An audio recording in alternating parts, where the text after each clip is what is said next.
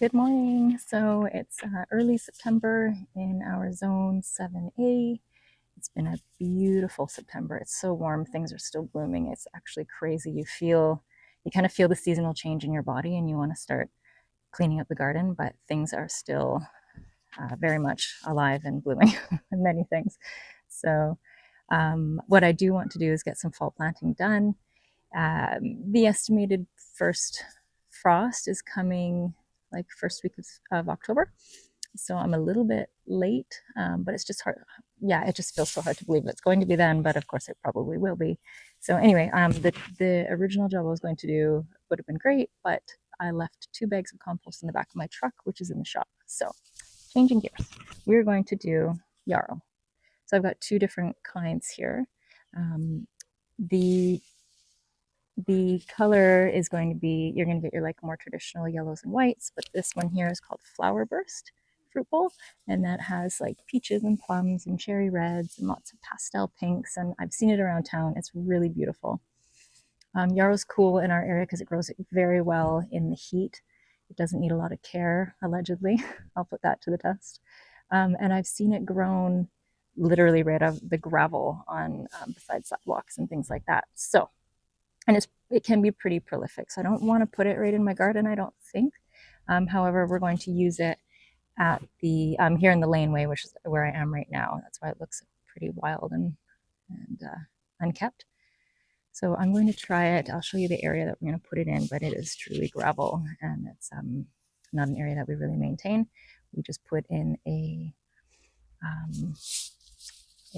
like false wall made of concrete, and it's pretty ugly, the ground from all the construction. So I thought that'd be perfect. Throw some yarrow in there. So I'm going to do that. It's going to require quite a bit of cleanup and ground prep, but you'll get to see a little bit of that, and we'll go from there. Fingers crossed. Okay, here's some of the ground I have to prepare. I'm going to pull that weed and just rake up some of the large stones and pine cones, things like that. But you can see it's just gravel. And then I might even do a little prep along the wall here and see if I can just chuck some seeds down and if they'll do anything. It's quite a long wall, so maybe I'll do it in sections. And then I could even clear this up and throw it in there. We'll see how ambitious I'm feeling.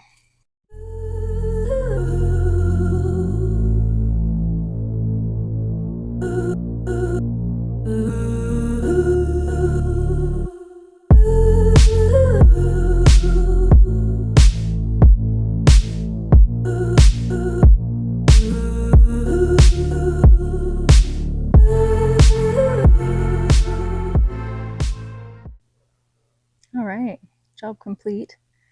That was a lot quicker than I expected it to be, which is always a pleasant surprise because time in the garden is always a little bit of a vortex. You don't know how long you're going to be in there for. So I think it was about a 30-minute job. I'll show you how it looks, which isn't much right now. There we go, all tidied up all the way along. There's quite a tangle of weeds there. Some people might be wondering why on earth you would spend time cleaning up a laneway, but to be honest, we drive in here every day, so I see it all the time. So I'm pretty excited. You can see where the damp area is here and there, just where I gave it a good water after planting. But anyways, it'll be nice to see some flowers there. It'll be really nice. That's it for today.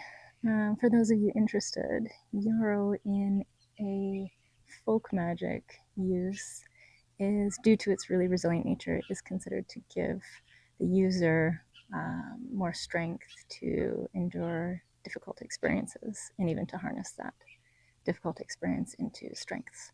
So yeah, just a neat little historical use. That's it from us. Like, subscribe, let your friends know, and of course, as always, give me any tips or hints or tricks, or maybe, uses of yarrow in your life. Okay, have a good day. Bye.